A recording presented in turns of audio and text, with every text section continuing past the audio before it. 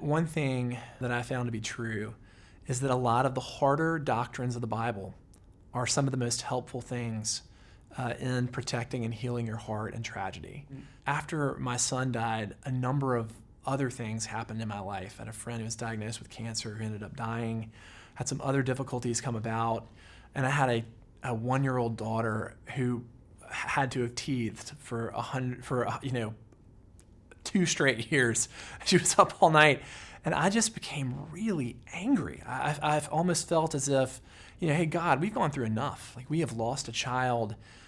Isn't there some equity here? Like, isn't there an equal proportion of pain that's distributed? Now's really not the time. But I knew that becoming bitter was probably the biggest danger in not healing and having a hardened heart and creating distance in my relationship with God. And so, the thing that really protected me was a biblical view of sin. And I can remember, talking to a friend and just expressing to him all of my anger. And he is the kind of friend who could say this. He said, I know you're angry, and let's go back and remember that God does not owe you anything. You're a sinner. The only thing you've earned from God is judgment. And then he allowed me to work that out. He didn't continue to say all that, but I had started to remember, you're right. Like, the only thing I've earned through my sin is death. I've done nothing to be skipped over when it comes to the pain that everyone experiences. And so the thing is what that enabled me to do was it enabled me to be angry at the fall.